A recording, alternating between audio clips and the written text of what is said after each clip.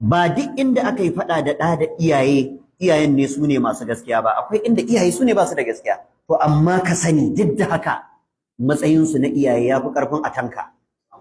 Duk wani abu da za su zo maka da shi wanda zai saba wa zuciyarka, ya saba wa ra'ayinka, in dai bai saba wa addini ba, ka bi su sai ka ga haske a cikinsu, akwai albarka. Akwai HOD mu yanzu a legal Quranic science yake bani labari a unguwarsu, yace akwai wani mutum yana da ƴaƴa ko dai 55 yace mu a rayuwar nan ta yau, ko 55 ko 35, kuma suna nan reras 35 din ko 55, ɗayan biyu ya gaya mu. Har yanzu na san yaji wannan labarin zai tuna shi ya gaya mun shi wata rana muna office. Yace amma ka san malam a ƴaƴan nan 55 ko 35 duk suna cikin birnin Kano. Yace amma babu ko mai shan taba. Yace wallahi a cikin su ba wanda zaka zo ya ganka da ubansa ya mika maka hannu saboda ladabi. Allah ya tsare masa su. Yace ka san da muka bincika me muka gano? Nace a'a. Yace biyayya yake wa mahaifiyarsa ta ƙarshe. Yace dan kasuwa ne a kwari yake.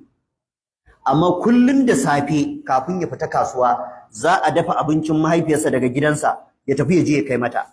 Tun kan yayi wanka, da ya tashi bayan yayi sallah yayi abin da zai ya gama jin BBC, an hada abincin hajiya zai je ya kai mata. In ya kai zai zauna su hira. Sai kamar 10 zai taso ya bar wajenta, ya zo gida yayi wanka ya ci nasa abincin sai ya tafi kasuwa. Idan ya tafi kasuwa in ya dawo bayan isha ba mai kai mata abinci sai shi. Duk waɗannan ƴaƴan gaba ɗaya ba bai yadda su kai mata abinci ba, shi zai kai.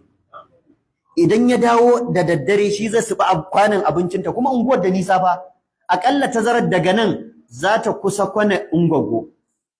Amma haka zai ɗauka ta cikin lunguna. Wanda ya san filin DO da kuma ƙwargon, an ce filin DO gidansa yake, ƙwargon kuma ita take cikin Hausawa wajen ɗan dago. To haka zai ɗauki abincinta na dare je ya kai mata. In ya kai mata abincin ta ci, kuma sannan su hira, sannan ya ɗauko ya dawo gidansa. Kakanmu Malam Abubakar Gumi yana daga cikin abin da mutane suke faɗa nasa, wanda naji wannan a kaset ɗin Malam Abba Aji yana faɗa. Kafin Malam Abba Aji ya faɗa, naji labarin a gari, ba zan iya tuna waye ya faɗa ba. Duk matsayin da Malam Abubakar Gumi ya kai, bai yadda wani yayi wa mahaifiyarsa wanki ba, shi ma ba a yi masa wanki. Duk inda Malam Abubakar Gumi ya je a duniya, in kayansa sun yi datti shi yake wanke kayansa.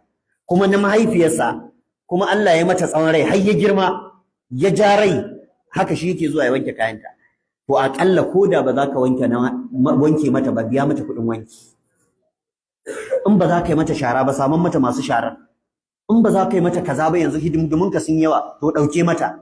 Amma da ranka da lafiyarka a ce uwarka tana wanki? Yana daga cikin abin da Allah ya azurta ni da shi, ba na taɓa mantawa. Har na gama sakandare, ba a gidan mahaifina na tashi ba, a gidan kakannina na tashi, amma duk sati ni nake zuwa gidansa in masa wanki, in masa guga, sannan in dawo gida. Kuma yana daga cikin abin da nake godewa Allah na abin da na mora na zama da shi. Duk da ban yi tsawon zama tare da shi ba, karatu ya kai ni, yawon karatu ne ta yi. Da yawan ƴan uwan mahaifina da suke zuwa gidanmu lokacin da ni bana nan ba su sanni ba.